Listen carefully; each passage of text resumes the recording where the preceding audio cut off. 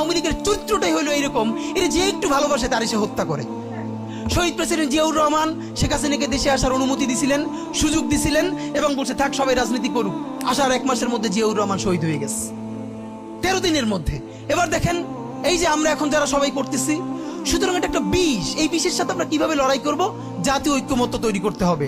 সুতরাং political party এবং সবার প্রতি একটা কথা, প্লিজ আপনারা বিএনপিকে শতভাগ কর্নার করে দিয়েন না।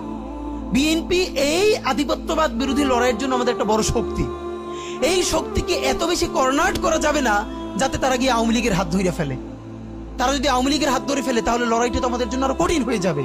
বরং বিএনপির প্রতি আমাদের চ্যালেঞ্জ হলো, যেই বিএনপি বাকশালী সংবিধানের প্রতি প্রেম দেখাবে, তারে শহীদ জিয়ার ছবিটা সামনে এনে বলতে হবে যে এই বাকশালী সংবিধান তো জিয়াউর রহমানই ছুঁড়ে মারছিল। বেগম জিয়া বলেছেন এই সংবিধানকে ছুঁড়ে ফেলা হবে। ওমা এখন বেগম জিয়ার চেয়েও নতুন বিএনপি আসছে, বেশি প্রেমের বিএনপি। যেই শহীদ প্রেসিডেন্ট জিয়াউর রহমান ইসলামোফোবিক জায়গা থেকে বাংলাদেশের মুসলমান, বাঙালি মুসলমান সব আইডিয়াকে ধারণ করে বাংলাদেশে জাতীয়তাবাদ তৈরি করলেন। এখন একটা নতুন বিএনপি গজাচ্ছে, কেউ চেষ্টা করতেছে পুরো বিএনপিটাকে একটা ইসলামোফোবিক বিএনপি করা। এ কি ভাই, ইসলামোফোবিক বিএনপি সে কোথায় যাবে? সে কি দিল্লি যাইতে চায়?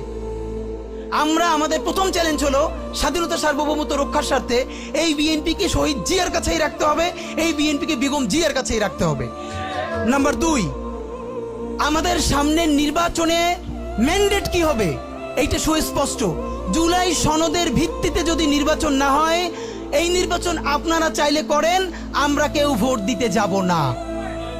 নাম্বার 3, সেই নির্বাচনের পরে সংসদের ম্যান্ডেট কি হবে?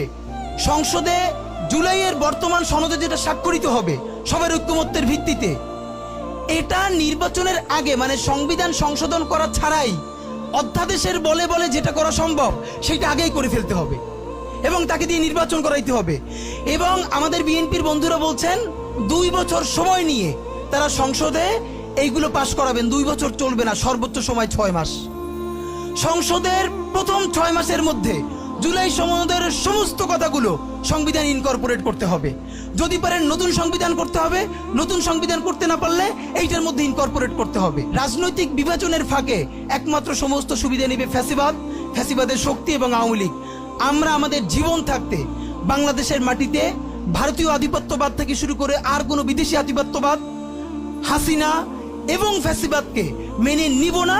এবং আমরা যদি শহীদ হয়ে যাই, আমাদের সন্তানেরা লড়বে, তার সন্তানেরা লড়বে। কিয়ামত পর্যন্ত বাংলাদেশ নামক জমিন যতদিন বেঁচে থাকবে ততদিন পর্যন্ত আজাদির সন্তানেরা লড়াই করবেই করবে।